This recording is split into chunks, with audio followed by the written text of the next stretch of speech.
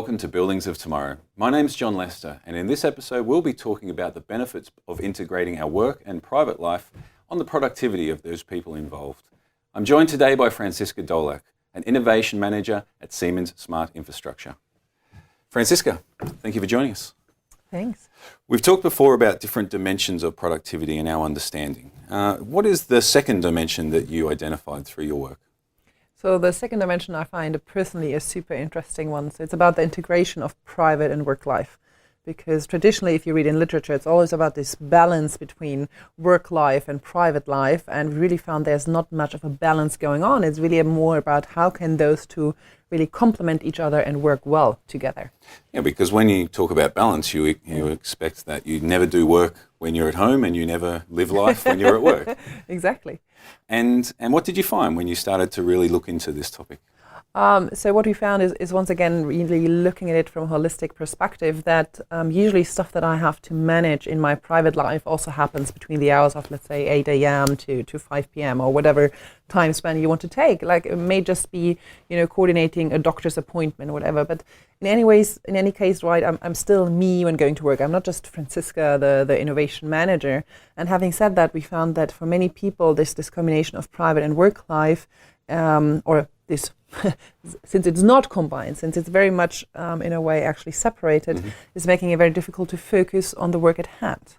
And I think you can really take even another example of the building and its surroundings. We really found that people want to be part and connect to the neighborhood that they work and also actually live in, right? Because it's more of a life at work potentially even. And so the question was, how could we make this outside world, whether it's the doctor's appointment, finding also food that fits my dietary restrictions for lunch, actually make easy available so it's not taking people out of their flow of work. Yeah, and this could spread to not just the space around, but also the tools and the interactions with colleagues. Yes, 100%, and really also fitting to whatever I feel right I need in my private life. Could be being able to join, a great session where someone has released a book on how to transform organizations that I might be very well interested in.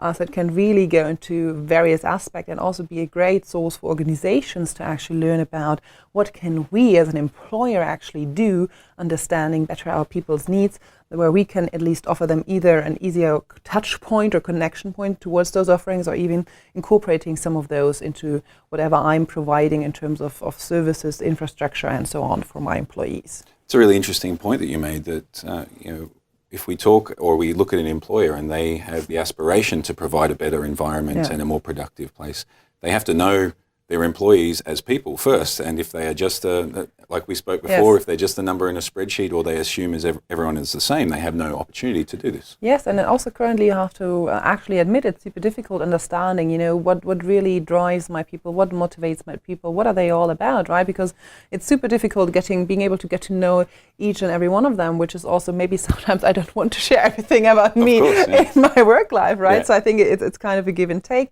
But nonetheless, having said that, providing easy means of understanding what are people talking about potentially, what are they interested in, what are they also looking for, what are the things come up, being able to make them transparent, and thus giving somebody else on those actionable insights, being able to actually trigger action, and then being able to provide a service or connect to something, or even just offer some reductions on whatever, so people, it's made easier, so you can lower barriers, and thus you can tremendously increase your employee satisfaction, and thus also actually productivity, which in the first step might sound like, wow, that's crazy. But it's actually true, because if I feel like you're an employer that's really taking care of my well-being and also helping me manage myself as a person in the context of my private and my work life, I think the probability is a lot higher that I will actually stay on and also be willing to actually contribute more to the organizational context. And that's the important point, isn't it? In the end, if we're comfortable and we're happy and we feel like we're surrounded by peers that we care about, that we know better, we will effectively, without even trying to be more productive. Yes, and I think that's a lot about also being able to be myself in my work environment, right? Not having to hide the fact that I have a family maybe that I need to take care of. And I think that's a very, very important part if you really look into fairness, that really in whatever context you're in, even beyond the work life, that everyone is really being able to be him or herself, that's just a value that's for me tremendous. And it feels like one of these topics that if you made some small steps, you would really gain momentum, because as you feel comfortable and you feel more open to sharing more of yourself personally with your peers and your colleagues, the next step would be a larger step and larger again. And before you knew it, you could really get some momentum within the organization to make these changes. Yeah. And you also get coming away from environment. Oftentimes here, especially leaders, complaining would be tough to say, but saying, right, hey, we try to offer so much, but at the same time, very little is coming back. Yeah. And I think especially this of where you create a platform for give and take, you really create a place where people can co-create their own environment. So it's not dependent on single people anymore that are maybe responsible for managing the building or whatever, but it really becomes a community effort.